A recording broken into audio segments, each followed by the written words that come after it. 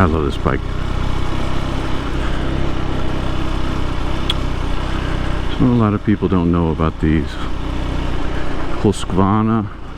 Svartpilens. I don't know if that's how it's pronounced or if that's the right accent, but you know, I just make things up as I go. Hopefully I'm not too offensive. Svartpilen. That sounds more like German, and I know that Husqvarna is originally Swedish, I'm pretty sure, but purchased by the Austrians with a KTM. Oh yeah, baby. Man, this thing is so much fun. Good lord. But yeah, purchased by the Austrians with KTM. So this is a pretty darn cool bike. Wonder how that wind is going to sound.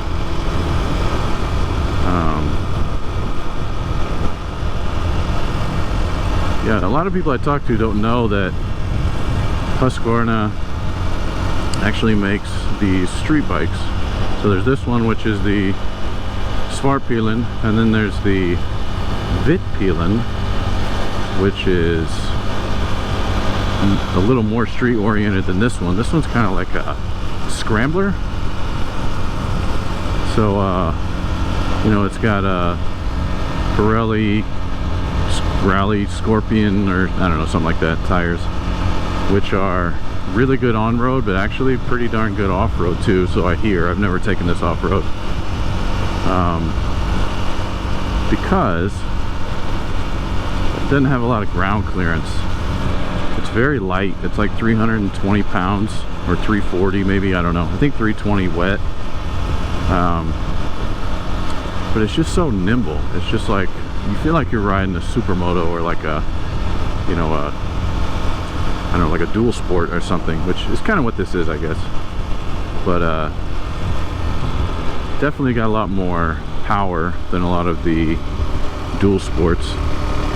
I mean, as far as I know, I haven't ridden all of them, but my first bike was actually a what was it, Yamaha XT250. That was my very first bike, and I just got that. That was the first one I started with just a few years ago, just because I wanted something that was going to be real easy, ease my way in to riding, you know. And it was so much fun. Super light. You know, I had it in Colorado going around, you know, the reservoir out there near Fort Collins, hitting some turns, you know, and you know, I can whip it around there pretty good. My buddy out there, he actually has a Ducati Scrambler, and that one is, you know, 800cc, somewhere around there. Much more powerful than the XT250. So, and he's not a guy who really likes to hang around and wait for people. He just likes to go have a good time. So the old XT would just get dusted out there. And you know, I'm 250 pounds about, you know, so riding a little 250cc, being 250 pounds, it was it left something to be desired, you know. It was left wanting for sure. But nonetheless, ton of fun, so much fun, and I don't regret a second of it. I wish I still had that bike. I actually sold it to one of my other buddies who lives out there, and I think he still has it. I did borrow it once while I was out there just to ride with my other buddy. But yeah, really nice bike, really fun, but too slow. Now, I'm not like super interested in hot rodding anything, you know. I'm not trying to be a street Rossi, as they say. So I'm totally fine with something that's just has enough power, you know. I don't need anything that's super powerful. This is only a 400, but I mean it'll probably do 100. I've had it up in the 90s. It doesn't love doing 100, but it'll do it for sure. Alright, I'm gonna stop and get some gas right quick. So I'm gonna probably pause this.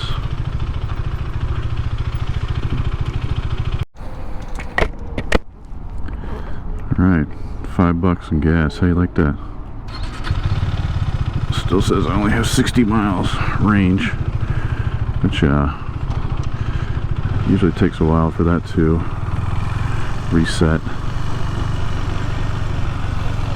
Oh, wow, it's quite a line of cars here. Being out in the middle of nowhere. I can squeeze in front of this guy.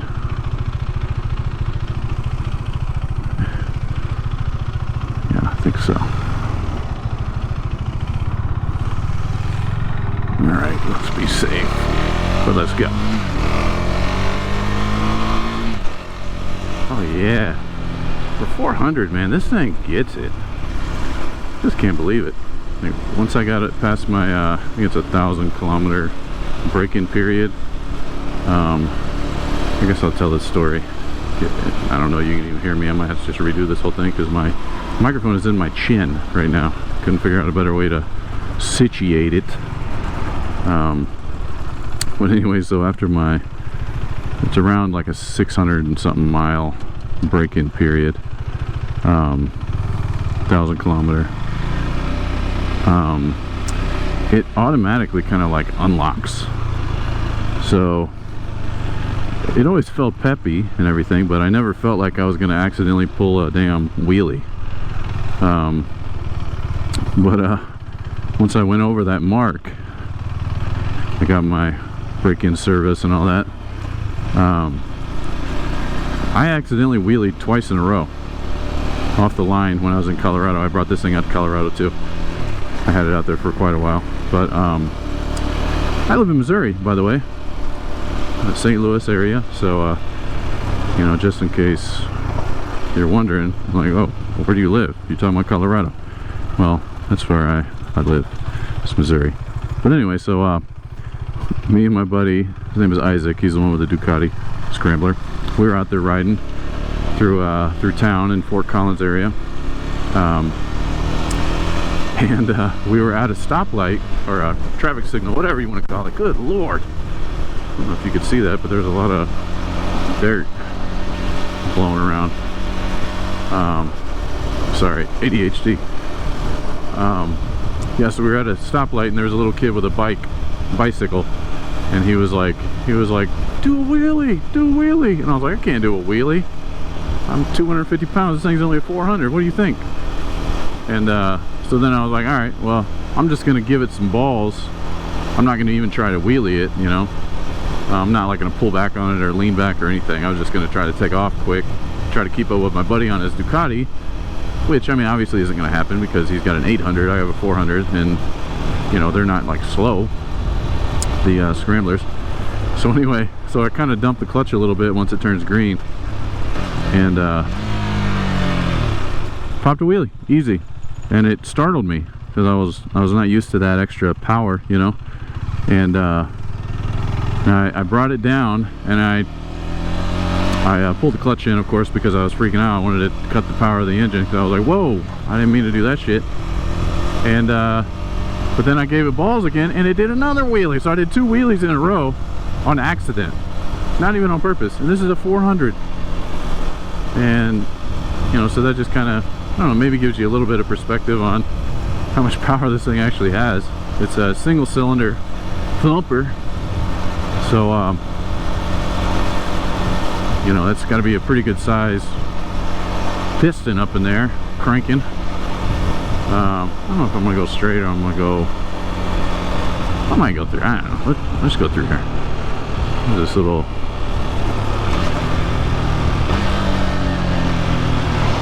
park through here. There's a whole bunch of parks through here. Anyway, big old single cylinder, you know, and they make these things. I think even the 700, the 701 Husqvarna, which is a, you know, they have a couple different options. They do have a Svartpilen 701, and they have a Vitpilen 701. They also have the Supermoto 701, and KTM makes something that's similar. It's the 690 SMCR, you know, and they make the Dukes and all that. I'm sure if you know anything about motorcycles and you're watching this, you're probably like, oh yeah, I already know all this shit, why are you telling me? But maybe you don't. But yeah, single cylinder all the way up to a 701, which isn't really a full 700. It's 673 or I don't know, something like that. Yeah, that's freaking huge, single cylinder. So what I'm getting at is a lot of torque. Generally, as far as I know, I don't know much, but as far as I know, the fewer the cylinders, you know, the bigger the piston, the more torque you'll get. So like you know, something that's a 2-cylinder, you know, V-twin or parallel twin or whatever, or you know, even a single cylinder is going to have a lot of torque. It's going to take off really quick, but it's going to kind of peter out when it gets toward the higher rev ranges. And that's where something like, you know, that has a 4-cylinder, even though they're smaller cylinders, they're not going to take off quite as fast, but they're going to have a much bigger top end. And so yeah, you're not gonna win a lot of races with people if you're trying to race. Not me, of course, but if you're trying to race somebody, you're not going to take anybody on the top end. It's going to be in the short distances and maybe the corners. If you have something that's real light like this thing, the Vitpilen would probably be even better, since it's a little bit sportier stance than this. This is real upright, real comfortable. Friggin' sweet, brah. Friggin' so sweet. But I like riding out here. There's this area up in here, Merrimack River. Very cute. Look at it, how cute it is. I like to come up here sometimes. I need to come up here and just like relax. Like today, it's really nice out, real nice. Probably around, I don't know, 65, 68, something like that. Real pretty. No humidity, of course, because it's early spring. But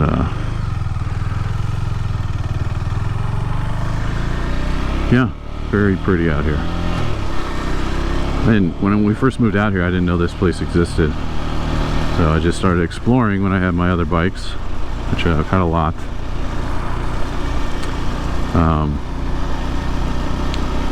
As you know, I started out with the XT250, which I talked about. My second bike, because I wanted something that my wife could ride with me on.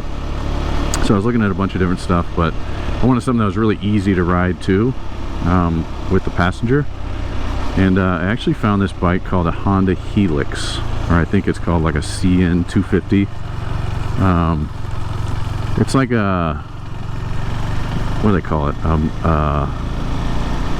Maxi scooter, I think is what they call it. So it's a 250cc CVT transmission, so there's no shifting, anything involved, which is, you know, obviously if you know anything about scooters, you know that's generally the case. You just twist and go.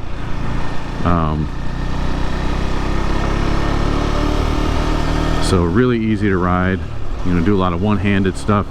I was talking to this dude one time who was he was a long-time motorcycle mechanic, and he's like, oh yeah dude, I've seen these. And he said, we call it the couch. And I was like, oh wow, yeah, that describes it really well. It's very comfortable. The seat on it is real squishy. You're low to the ground, but the pillion, or like passenger seat, is raised up behind you a little bit, and it has a backrest, and just really fun. Like one of the most fun bikes I've ever ridden, and it was a damn scooter, you know what I mean? It has like a really funky, like I don't know, they first came out like in 1986, I think, and I'm pretty sure, I'm probably wrong, but I feel like it was 86 when they first came out, somewhere in their mid-80s. And they were in production all the way through, like, shit, I don't know, 2008 maybe. And somebody's gonna fact check this and be like, no, actually it was 2009. And I'll be like, all right, well, thanks. But anyway, well into the 2000s, and they basically changed nothing about them. So all the parts for even the very first model, the very first one that came out, was the same as the last one. I think the only thing they changed is like the probably the wheels. They changed from, like, I don't know, I think maybe steel wheels to like aluminum or something. Look how pretty it is out here. Man, it's pretty. I think that's the only thing they changed. So basically, like, you could find parts all over the place. Now when it came to, like, you know, I was going to try to buy like a different set of plastics on it. I could only find them like in Japan, and that was kind of a, you know, it's more trouble than it's worth for me. Some people would be like, oh, it's not a big deal, I do that all the time. And, you know, good for you, I'm glad. Will you do it for me? But yeah, so anyway, the styling on it was like, you know, it kind of looked like an 80s, 90s, like futuristic kind of, like what they thought the futuristic styling was back then, you know. So it had that kind of like I don't know, almost like a cyberpunk type. What am I doing here? I'm just gonna sit still. Oh, okay. I don't know, kind of like a cyberpunk look in it, styling to it. And it stayed the same all the way. It never changed all the way through the newest models. And at first I was like, I don't know about this, but I actually love it. I love it now. After I owned one, I was like, dude, I love these. Very easy to recognize them when you know, you see the few of them that you do. I hardly ever see anybody riding them. But I have seen it a couple times, and they have a very unique look to them. Like, you know immediately, it's like, oh, Honda Helix. Good size, very comfortable, just a great bike. I'm gonna really drag this story out. But so anyway, third bike that I had was I'm pretty sure was a little 1975 CB200T. Very cool. There's a guy in town that I know who's in a band called Story of the Year. So if you're my age, you know, mid to late 30s or even early 40s, you might know who they are. They were pretty big in the early 2000s, and they're still popular. But wow, there's a bumpy road. Holy cow! Doesn't look like it. Anyway, so I was pretty excited when he told me that he had a bike, but he doesn't ride anymore because he's afraid of, you know, everybody being on their phone and not paying attention, and which is totally understandable. So I bought that off of him. It'd been sitting around for a couple of years, so I had to shell out some dough to get that all fixed up. Ended up paying, I think, more to get it fixed than I paid to buy it. And then once it was running, it was mediocre shit. Probably not worth the time or the money that went into it. Extremely slow, extremely. I mean, it made that XT250, I mean, it made it seem fast. I'm gonna go left here, I guess. But it was a really cool looking bike, and it had a little story to it, you know. I could tell people, who knows who that band is. And I don't know, it was all right. It was fun. You know, funny thing is I ended up trading that bike to a guy who was looking for something real easy to ride. You know, he was just getting into riding. He was an older guy. And I traded it for a new garage floor. So I thought that was really cool. So I got this nice epoxy floor, because that's what his business was garage flooring. So that worked out really nicely in my favor. I even kind of tried to talk him out of it because I was like, dude, I'm getting the better end of the deal here for sure. And he's like, well, that's what we agreed to. And I was like, look at this guy. I was like, look at this guy. He's a man of his word. So that was kind of cool. So now we have a nice garage floor. You know, this thing is a quick shifter. Watch this. I don't even have to let off the throttle. Check this out. I can just ship. And I think it even has an auto blip on the way down. I probably need to slow down. It's not, yeah, it's 30 through here. I was going 45 or something. But really, really cool. So yeah, that was the third bike. Fourth bike was actually a Triumph. This is my first big boy bike. You know, graduating from the small, funky bikes. Fourth bike was a Triumph Scrambler. So I'm sure everyone knows what that is, but if you don't, it's basically a Bonneville, but it's got a little bit more off-road oriented tires on it. It has a high exhaust, so like a 2-into-1 exhaust that goes along the side of the bike. And it was, in terms of looks, it was what I was going for. It was like, damn, this is the bike right here, dog.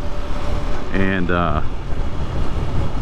it was way cool. And I fit on it nicely. I didn't look like fucking Shrek like I look like on this bike, because this bike is, you know, the footprint on this is pretty small. And I'm 6'4", 250. Between 250 and 260, depending on how, you know, what time of the year it is.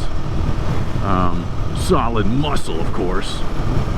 Not exactly, but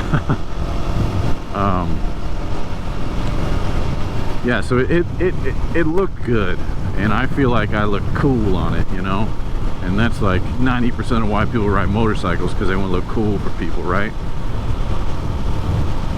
I mean, maybe not. Maybe it's just because it's fun and feels like freedom. That's why I ride. I do want to look cool. I don't want to look like an idiot, but you know, I'll give up a little bit of cool for a little bit more fun, like on this bike. But that bike, for some reason, I just couldn't get down with it, man. It wasn't fun. It was heavy. It was underpowered. So it was a 900 version,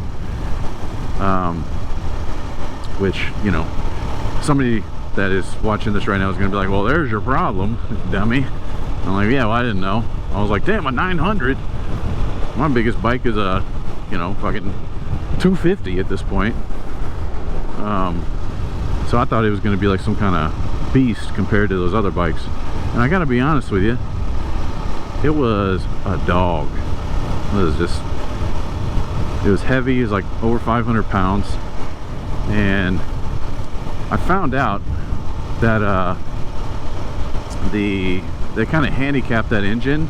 They switched out the this is what I heard, I don't know, but heard that they switched out the cam on it.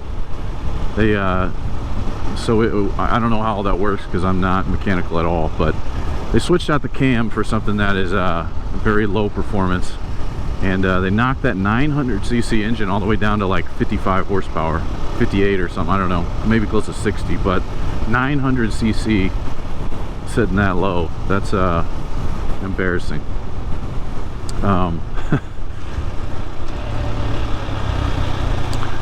But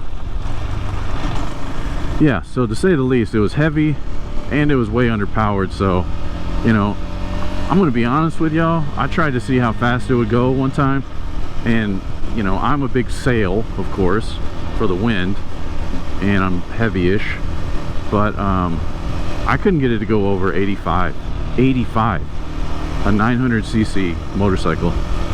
I don't know, maybe I just had a shitty version, I don't know, but and it didn't feel that good, you know, like we get on some like twisty roads and stuff, it didn't feel that planted. I always felt like I was like just not quite planted to the road, and I know it's not made for that necessarily, but it's definitely like, I don't know what it was made for, because if it's not good at that, then it's for damn sure not good off-road. I mean, 500 plus pounds, low powered, you know, what do you're not going to take that off-road. It's just going to be in the dirt all the time. But anyway, so I like the look of that bike, but I didn't enjoy riding it, so I ended up getting rid of that. And then I got a Suzuki SV, no, I'm sorry, it's a version of the SV 650, but it was I found a killer deal on it. It was an SFV 650 Gladius. Not the prettiest bike in the world, that's for sure, and that's why I ended up getting rid of it, because it just, I don't know, it just didn't look, I didn't like the way it looked, which is very shallow and stupid. But you know, whatever, you like what you like, you don't like what you don't like. But anyway, the experience riding on that bike was amazing. So much fun. It I wanted something that would like just stick to the corners. It wasn't that heavy, it was like around 400 pounds. It was a 650, so it had more torque, you know, kind of like I was touching on earlier. It had more torque because it was a V-twin, so it sounded kind of good too. Oh shit, sorry, I wasn't paying enough attention on that. It had a lot of torque, didn't have a ton of top end, but you know, I'm not trying to race anybody anyway, I'm just trying to have a good time riding. It was pretty comfortable because it was a you know, it's like a naked bike, but it's still sporty. It had not like super wide tires or anything, but they were wider than what I was used to, and you know, low profile. And that bike was excuse me, God, that bike was a lot of fun, fuel injected, very, even though it was like a 2009, I think, it was fuel injected, never had any trouble with it. Ton of fun to ride around. But you know, it just didn't look the way I wanted it to look. They're kind of ugly, the Gladiuses are. So I ended up getting rid of that one too. You know, that's just what happens. Well, I don't know if it happens with everyone, but I've been riding for only like 3 years, and I've had like, I don't know, 7 bikes. But my 2 bikes that I currently have, because I got rid of all the rest of them, I ended up getting this Husqvarna Svartpilen. I got this one brand new, which I was on the fence about, but I wanted to finance, because I didn't have the 6 grand laying around. Some people probably do, I did not. And so I'm still paying on this thing, but I could probably pay it off if I wanted to. But you know, part of me doesn't, I don't know, I just don't like the idea of dropping a bunch of money that I could be saving and, you know, trying to invest in something like some real estate or whatever, you know. I'd rather pay a little bit monthly and have that big chunks of money left over so I can invest it and make more money in the long run, you know. But anyway, this has been the most fun bike I've ever owned. I watched hours and hours and hours and hours and hours of YouTube about these bikes, and I was just absolutely enthralled. You know, the one that kind of sealed the deal for me was I was watching YammieNoob, which pretty popular on the old tubes, the old YouTubes. And he's like the type of dude, it seems like it seems like he's pretty honest about things, and he has no problem like talking about the shit that he doesn't like about bikes. And so he pretty much raved about this bike. He called it a god tier beginner bike. And so when he said god tier, I was like, oh snap, that's gotta be my bike, I gotta have it. I got kind of hyper fixated on it, and they're kind of hard to find. I live in St. Louis, like I said, but I had to go all the way to I don't know how far, like 5 or 6 hours away in Tennessee to find one. and they financed me and the whole deal. So here we are. The last one that I got is I have 2 bikes right now. I found a deal. I mean, I did kind of the same thing where I watched a bunch of videos, and because I was looking for something that was a little bit bigger, a little beefier, and you know, maybe something I could take on a little bit longer trips and be comfy. And I happened upon the old Moto Guzzi. So if you know anything about them, then this will all be familiar. But if you don't, I really like the story of Moto Guzzi. Can't remember the whole thing at this point because I learn stuff. Typically, I learn everything, and I retain about 40% of it for the long run, and the other 60% I keep for like a month, and then it gets pushed out of my head. But anyway, what I like about them is I guess they're like the longest continuous production motorcycle company, I think, in the world,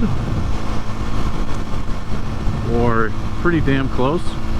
They're up there with like Harley Davidson, and they kind of remind me of Harley a little bit too, in that they're very old school, like kind of stripped down. I know Harley makes some bikes now that are pretty nice and high tech, and Guzzi makes a couple,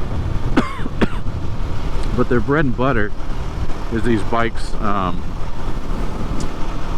Like the one I have is called a V7.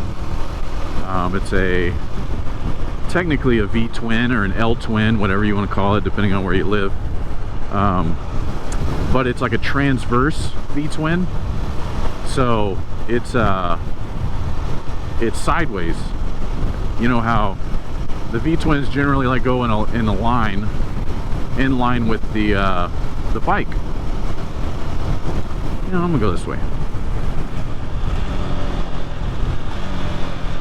They go in line with the bike. Well, on the Guzzi, it's sideways, so your cylinders are sticking out on either side of your, like on the left and the right side of your bike.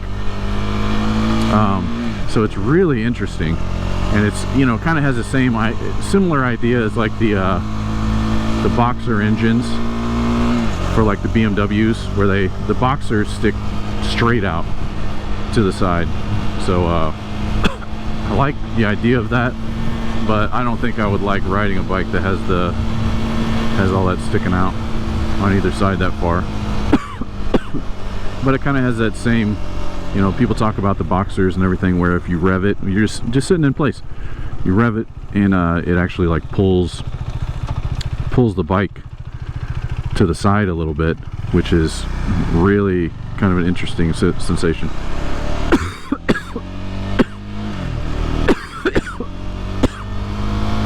So sorry, blowing people's ears out. I have this nicotine pouch in my mouth because it gives me a little dopamine,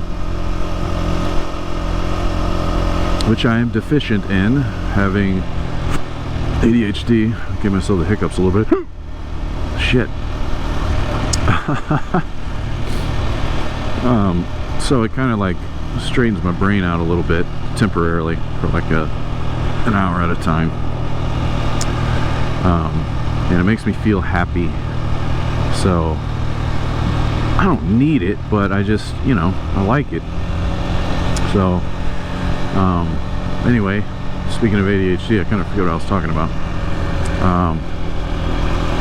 Oh, these nicotine pouches have like kind of a little spiciness to them or something, and sometimes they go down your throat wrong, and you're like, oh, what is that? Oh, and yeah, it tickles your throat, and so you gotta cough it up.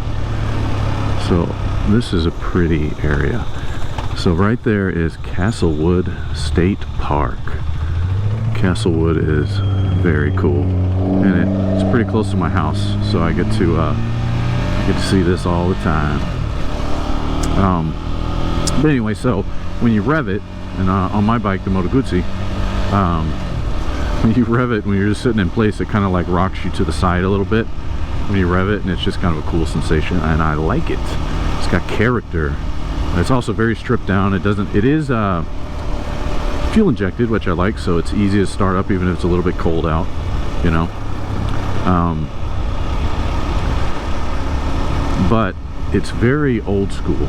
Like it looks very old school. It looks like a I don't know, like a 70s era bike maybe.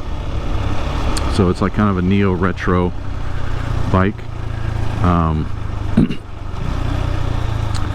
And very mechanical. Everything about it is very mechanical, and it's a nice bike. Now when I got it, I found a really good deal. I did not need it, but it sorry, I'm getting distracted. Yeah, so I didn't need this bike, but I got it anyway because I'm impulsive. I actually had the cash for that one, which was nice. It was inexpensive enough that I didn't feel like too bad about paying cash for it. And I had to actually go all the way out to near Fort Campbell, Kentucky for that one, which is where I was born. I think that's kind of a cool little piece of that story there, is that I found this bike where I was born. My parents went out with me, and we kind of like, you know, that's where they used to live, and so that was kind of a cool experience for them too. I don't know how far I'm going to go today. I guess I'll probably run out of battery on my GoPro pretty soon because they don't last that long. But we'll wave this guy along. Oh, he's going anyway. Okay, cool dog.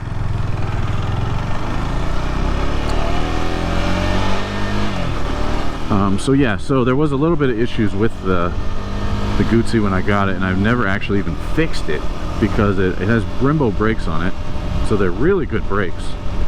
But the rear brake has no, I don't know what you call it, like compression, I guess. So it doesn't work at all, the rear brake. So I'm just rolling around with a front brake when I ride it. But I ride it so, like, I just cruise. I don't do anything crazy on it. And so I've never really felt like I needed the rear brake. I know there's gonna be people who comment that are like, are you an idiot? Are you trying to not be safe? Are you advocating for, you know, not having a rear brake, that people don't need it? Are you giving that advice? No, not at all. I just have a hard time doing things that don't feel like they're urgent, and so I just put them off. You know, so that's just how I do things. You do you, you know. I hope that you're being safe, because that's one of the big concerns with riding motorcycles, of course, is people being unsafe. So don't do that. Don't be unsafe. But I'm just saying, I haven't fixed that yet, but that's something I need to get to. And also the tires are, you can tell that this is a bike that people have just ridden straight up and down. They don't go around corners at any kind of speed at all, because the middle of the tires are a little bit squared off. So, you know, it is what it is. It makes it feel not as nice as it should going around corners and stuff. So I don't ride it as much as I probably should. But when I am riding it around, I do enjoy it.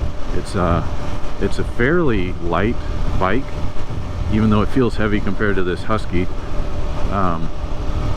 But it's probably like, I don't know, it's less than 450 pounds. It might be around like 420 or 430. It's a 750cc engine. It is slow as well, just like the Triumph. I think it might have a little bit more horsepower than the Triumph does, that Scrambler.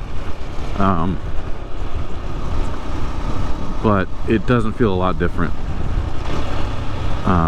So you think that I would just hate riding that bike as well, but I enjoy it more than the Triumph. The Triumph was very jerky, very snatchy in the low gears.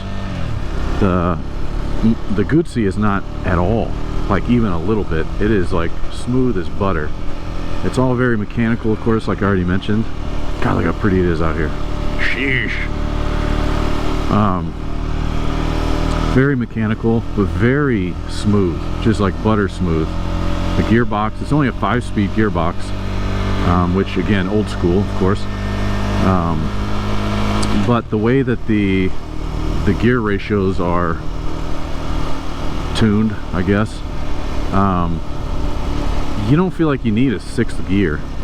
And that thing, I don't really ever get over like 75 on it. I've taken it on a little bit longer trip on a highway. It was not great because it's you know, no windshield. I did have like a little fly screen, but that's not really going to do anything. And I don't really like the way that looks either. I know that's a retro looking option, is a fly screen. It's just a very tiny little windscreen or bug screen or whatever. I don't love that, but you know, I did try it out a little bit. I took it back off eventually because it's just not my favorite.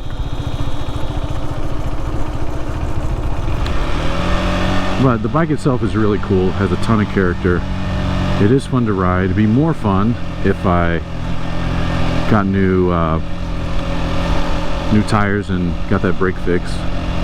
It'd be even more fun. Definitely the tires, I think, would be the big difference maker. Just so I feel more, so I would feel more confident on the corners and stuff. Like, it doesn't, like, you know, you got something that's kind of squared off. There's like it's not a smooth transition from the middle of the tire to the side of the tire. It kind of has like a little hitch, and that is a little unnerving. And so, man, look at this. Look how cute. Look how cute it is. This little farm out here. Oh man, I'm gonna buy that. I'm gonna find this. Whoever owns this. Like, hey, Mr. or Mrs. Farmer, let me get that. And they'd be like, sure, just take it. We like you. And I'd be like, oh my God, thank you so much. I appreciate you. Or this one over here, this one too. Look at this. Ducks. Some dang old ducks. Look how narrow this is. Or this one over here. Look at this one. Look at that old ass barn. Thing about to fall down. Pretty. Damn, it's pretty. This truck ain't pretty. In front of me. Wish it would not be in front of me. And I got this car behind me. It's like right on my butt. I don't like that. But anyway, so that's all the bikes. That was a really long 40-minute story. That's how I tell stories, all the unnecessary details. Put people to sleep with my monotone voice. But it's just, that is who I am, you know. And that's fine. Just be who you are, people. But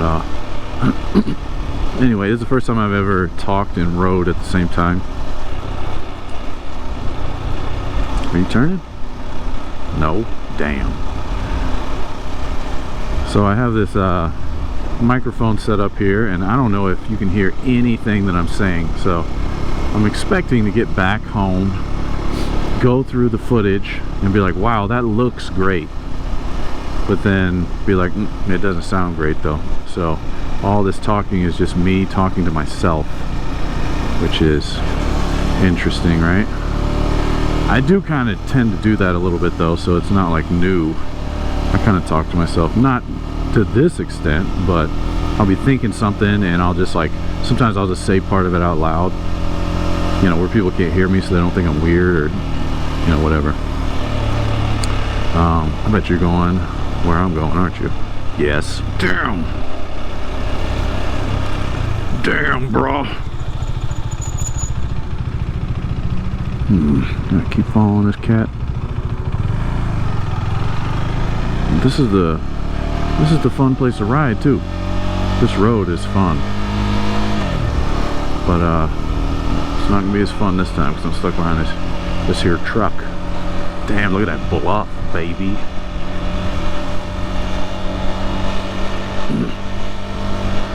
No, you can't see it because I have this super wide GoPro on. Actually got that max lens mount. Oh, he's turning. Yeah, son. Yeah, turn. I wonder if he's just getting out of my way. I don't know. Alright, well, I'm gonna go faster. I'm not gonna be crazy,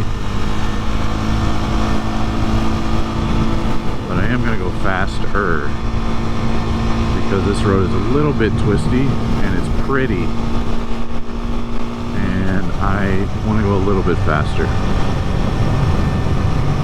Just gotta watch out that people aren't like coming out of their driveways or something, because there's a lot of houses back here. Very beautiful. This is one of my favorite spots in all of the St. Louis area. It's just it's gorgeous. There's some land for sale out here, and I want to own it. We probably could, but I'm just I'm hesitant because I don't know if we're gonna stay here in St. Louis for long.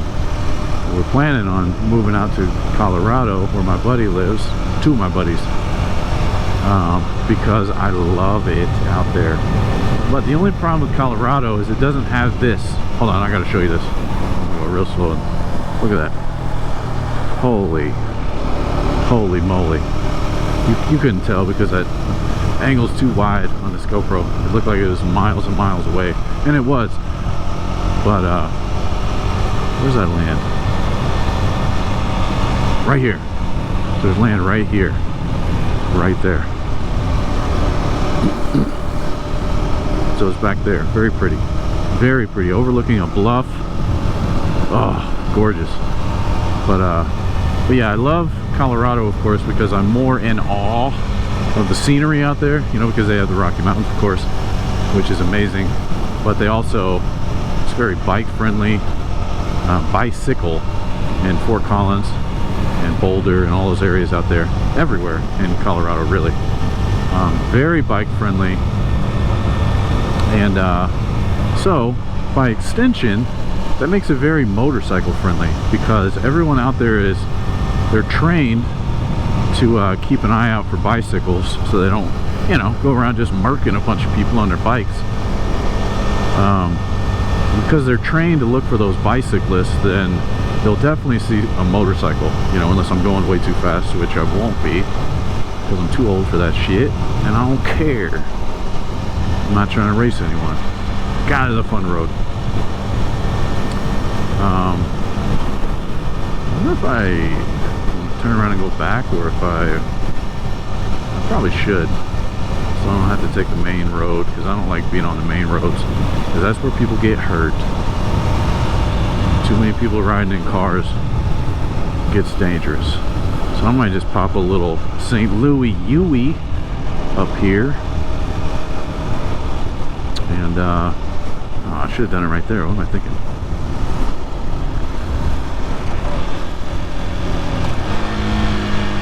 I don't know about this. No, I'll just pull it right here. I don't know why my brakes make noises. Okay, we're safe. Let's just go back the other way.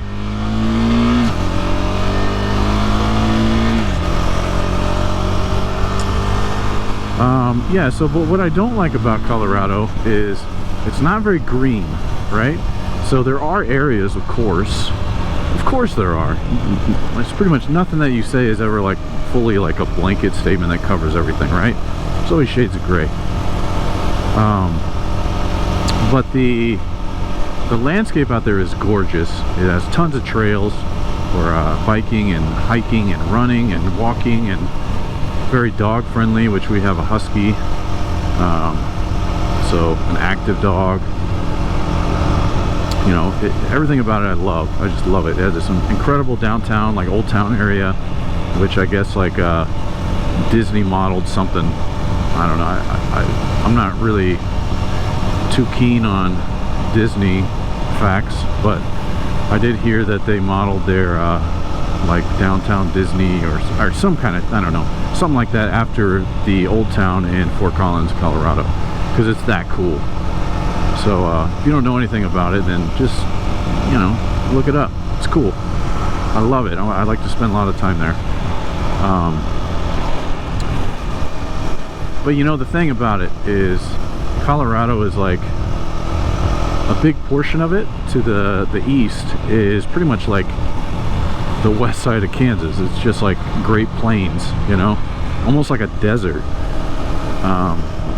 Very little rainfall, very little in the way of trees and, you know, forests and stuff like that. There's not much. And I don't like that part.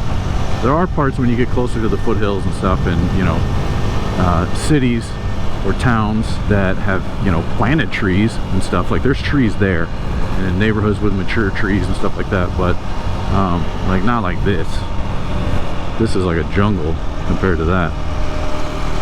So that's one thing I do like about Missouri and the Midwest, is that it has a lot more rainfall, has a lot more greenery, you know. But I would rather go camping, you know, hanging out in the wilderness or whatever. I would rather go in Colorado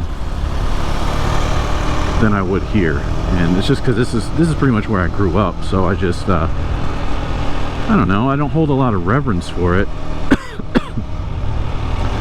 Which you think would be maybe be the opposite, because I am from here and whatever, and I identify with it, that I would hold it in a higher regard. But I do not. I don't love it. I like it. I like our house, I like our neighborhood, you know, I like all this, but if I had the opportunity right now, even to go out there and live in a, you know, something kind of janky compared to where we're living now, I'd probably do it, just because I want to be out in it. I want to be out in that beautiful goddamn out in the beautiful wilderness and mountains, and, you know, doing all that. I want to do that out there. It's very fun to ride motorcycles out there. You know, there's not a ton of real twisty roads out there, but they have mountain roads, and that definitely gives you what you're looking for in terms of kind of twistiness and stuff. But I am not I don't know if I mentioned this yet more than 100 times, but I don't go nuts on bikes. It's not where I want to get my thrills. I know a lot of people, you know, that are riding around, no shade, okay, but people that are riding around on 600 and 1000cc sport bikes, to me, they're looking for the thrill on the streets, and that ain't the place for it, in my opinion. You know, you're out there, I mean, first of all, especially on a leader bike, right? A lot of these leader bikes will go over 100, you know, 110, 120 or more. I don't know, I've never ridden one, but they'll go over 100 in first gear. So it's like, when will you ever need to go faster than that, unless you're just really trying to, you know, see the face of God. I don't have any interest in that. And plus, those leader bikes are big and heavy, and, you know, they are slow in the corners compared to the lighter bikes. You know, you got people who are riding like Ninja 400s or like RC 390 KTMs, you know, that are blowing a leader bike away in the corners. Of course, once you get in the straight, that's where the leader bike blows everything else away. So it kind of depends on what you are, where you're racing someone. But yeah, if I was gonna have a 600 or a leader bike, I'd be going to track days, you know, because that's the only place that would make sense to me. But like out here, this bike's perfect. It's got all the power I need for the area. I mean, this is 25 speed limit through here, 25 miles per hour. And it's beautiful, and I don't need anything more than this. This is light and nimble. I love it so much. So much, man. That's great, dude. It's freaking awesome, bro. But yeah, this is my favorite bike I've ever owned. Husqvarna Svartpilen 401. Very cool. I actually, speaking of the Ninja 400, I would like to have one of those. Just because I don't know, man. I don't know. I like the very light, nimble bikes. You know, I don't need to go more than, you know, never need to go more than 100 for sure.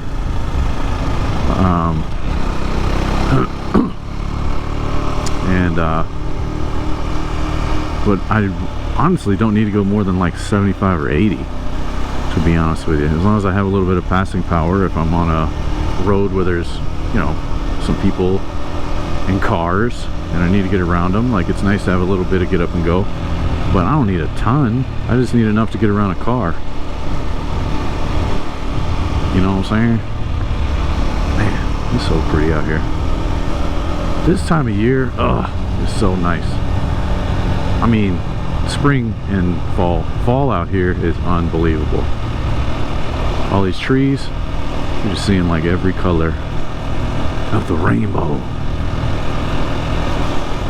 I don't know if that's true, but you definitely see reds and yellows and oranges aplenty. You know, some trees are kind of a little bit purplish, maybe. It's kind of a weird sound.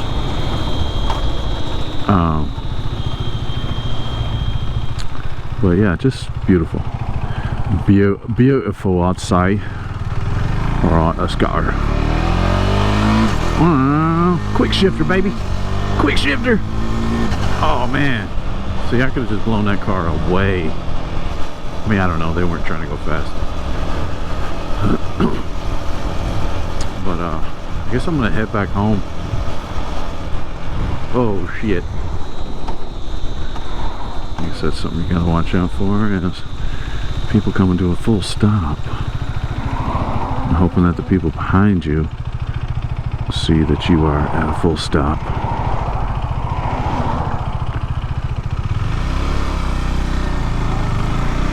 Oh, this bike is nice. But yeah, I'd like to get this bike back out in Colorado with my buds, and do a little bit more riding. Just the only problem is I got to, of course, like, put it in the back of my truck and drive it all the way out there, which is like 12 hours, I don't know, 12 or 13 hours from here, which isn't that big of a deal, especially if I have like a week or whatever there, which I could stay as long as I want, to be honest. But you know, you don't want to overstay your welcome, or, you know, you got stuff to do back at home. You can't just stay in Colorado forever unless we live there. But yeah, it's just a ton of fun out there. There's there's a couple places out there that I love to ride, even though they can get a little sketchy sometimes depending on how many people are out there. But they have a big reservoir next to Fort Collins. It's called Horsetooth Reservoir, named after a little mountain that's right next to it that looks like horse teeth. It's got these bigger rocks at the top that kind of resemble that, which I've climbed that, and it was awesome, of course. But yeah, riding around the reservoir is gorgeous, gorgeous.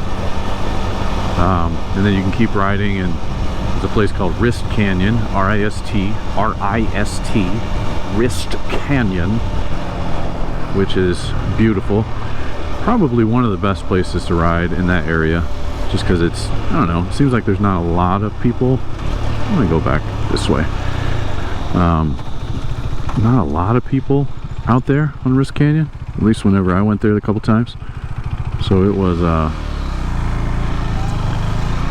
it was nice. It's nice riding places where there's not a bunch of cars, like there's not a bunch of people in your way, there's not like a bunch of slow drivers, and but also like you feel a little bit more comfortable, of course, when there's not a lot of cars around you when you're on a motorcycle. And then if you keep going down Wrist Canyon, then you can actually go to this place called Pooter Canyon. Not P-O-O-T-E-R, but P-O-U-D-R-E Canyon. Canyon. Pronounced Pooter. Pooter. So they make a lot of jokes about, yeah, I was having a good old time going up the Pooter this weekend. And I mean, nobody has that accent except for me, but you know, it's always a stupid thing that guys do. They make sexual jokes, inappropriate sexual jokes, but I don't care. I'm fine with it. It's fun. It's moderately funny. It's not that funny, but it's funny whenever you're the one making the jokes. But yeah, Pooter Canyon is very pretty. The only thing is it kind of freaks me out a little bit because it has a lot of these areas where it looks like there's like rocks falling, because you have these really high kind of like bluffs, like cliffs. I don't know the best term for it, but it's like these sheer rock cliffs that are on either side of you as you're riding down on the road. And you often see areas where rocks have fallen, giant fucking rocks, boulders in fact. And so it's just one of those things where, you know, you have the intrusive thoughts and you're imagining the rocks falling and just absolutely squishing you like a little bug. And I mean, that's a legitimate possibility. It's not like just some crazy thought that's like, oh well, in the craziest scenario that could happen, this would happen.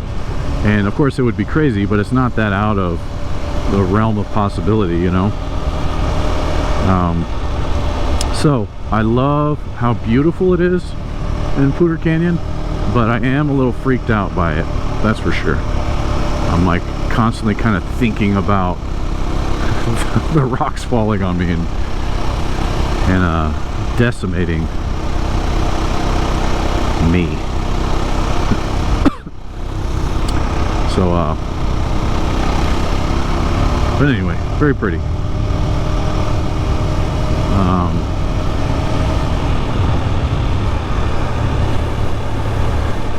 Yeah, I've been riding out here for a while. Ever since my very first bike, I've been riding out here. And so, you know, you get a little bit bored riding the same areas over and over, but it helps that it's pretty and it is fun to ride. And there's more areas. Like, I mean, I can there's a lot more areas out here that I haven't ridden. It's just I never really give myself enough time to take like a long ride. So I probably need to start doing that more, and especially if this works out, you know, with my little MotoVlog setup. And I know nobody's gonna watch this, because why would anybody watch my MotoVlog when they have a bunch of other ones out there with people that are established and are interesting and whatever. So like, I'm not really expecting anybody to watch this, but you know, if I get a handful, 10 or 15 people who are into it, then that's enough for me. Oh baby, oh, you are a quick little 400. You are. Damn, you quick, girl.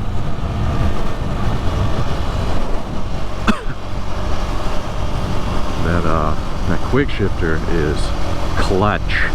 Oh, I didn't even mean to do that. That was a little bit of a pun there, I'd say. Unintentional. They generally are with me, unintentional puns, but I at least always recognize them.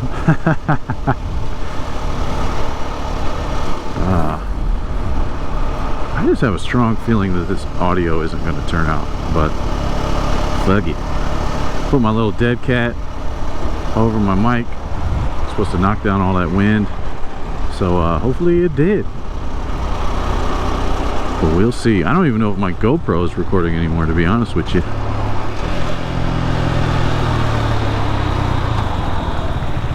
I never heard it beep, but maybe it's because I can't hear it. I might have just been talking this whole time and not recording. Anyway, I'm gonna end it here. Bye.